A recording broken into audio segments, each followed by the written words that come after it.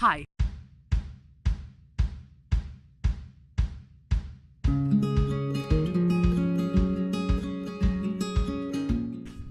Hi guys, welcome back to my YouTube channel. I thought I'd try something a little bit different today. It's such a nice sunny day today, so this is why I'm going to keep my sunglasses on, because the sun is just going directly into my eyes otherwise, and I'm like squinting so much.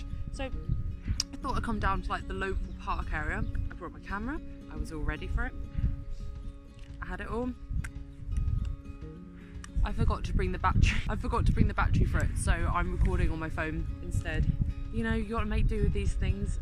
So the thing I want to talk to you today about, which is something that I believe is really important, we should all be talking about it all the time. We shouldn't be scared about talking about it, though I feel like there is less of a stigma than there used to be, but people are still quite worried.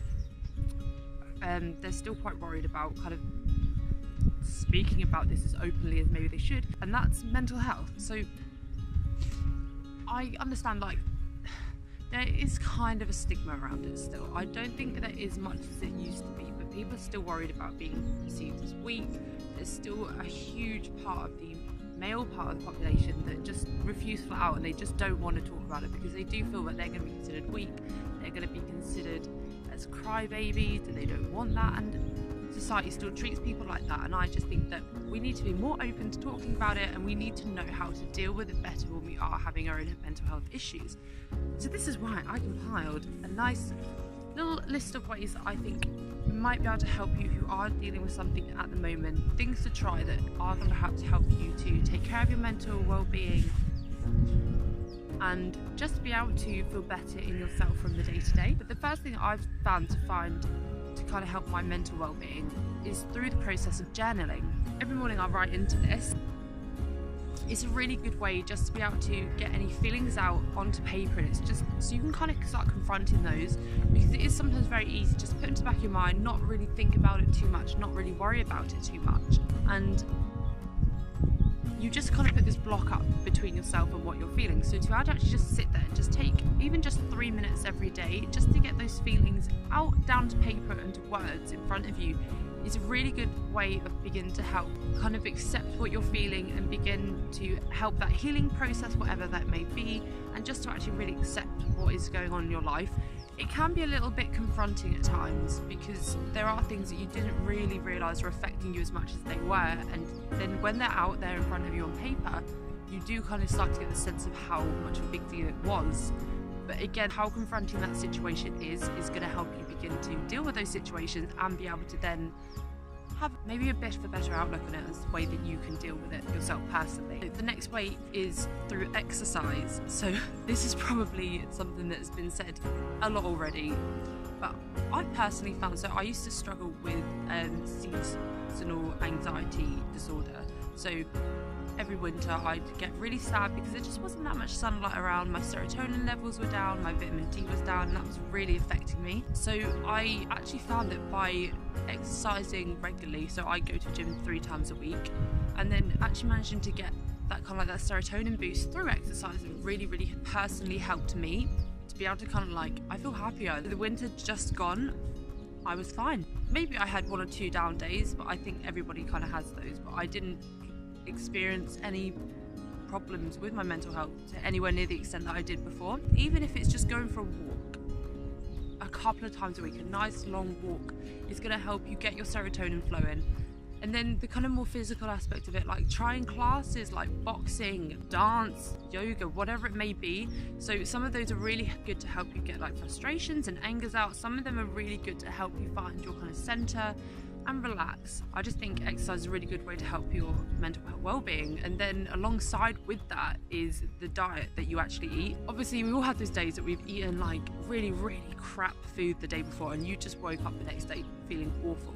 So imagine if that's making your body feel like that, how that's actually going to make your mental health feel. A really good balanced diet, which is getting all the right stuff, so all your vitamins, all your fibre, all your protein, vitamins, your fibre, your right liquid intake.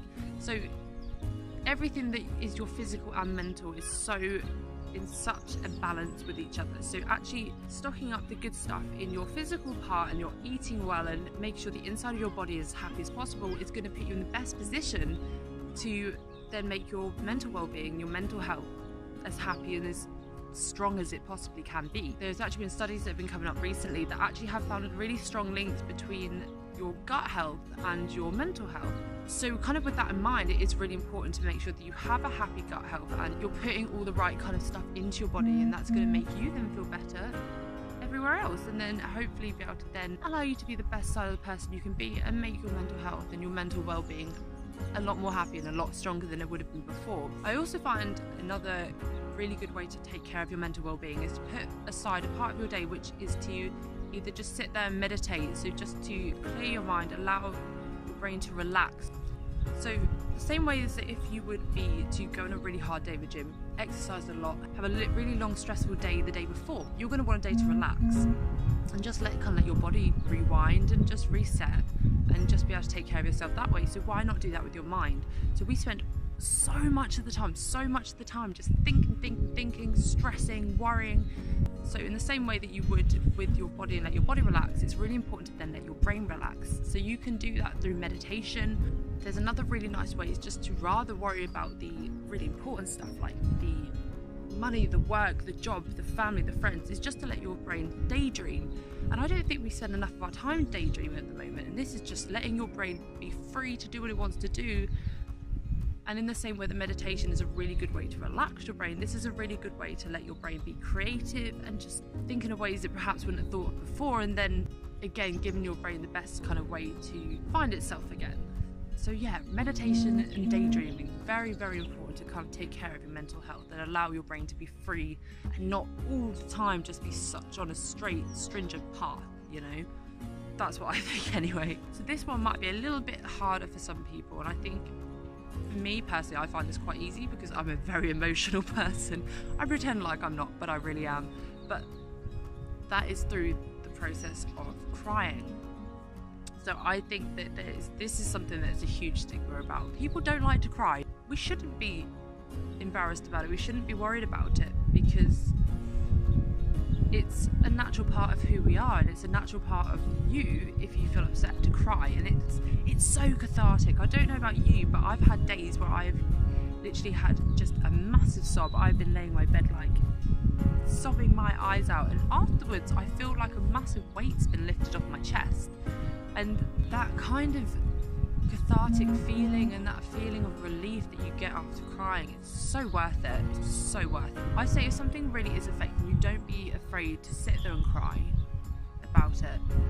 Don't be afraid just to take that time to sit up and just have a little bit of a tear up, and you might end up actually feeling better and feeling a little bit more relieved afterwards than you did before. So the final one, obviously there are some things that just through good exercise and journaling, meditating, diet, it's not going to really solve everything. So if you are having a really big mental health crisis at the moment, there's something in your life that's causing you to maybe think of harming yourself, or just you are finding it really difficult to deal with, I wouldn't be afraid of actually reaching out and finding some professional help to kind of help you deal with those feelings, and maybe either help to cure those in the long run, to manage them a little bit better, to just help you to find a way to feel better again. Because I can accept that these tips, these are very like kind of self-helping, self-healing, and although it is important, I would always say to try these along any professional help that you are seeking. It may also be a case of sometimes you do need to reach out to that professional and see if there is anything else that you could be trying from a medical point of view perhaps, although I would try to avoid pills as much as possible,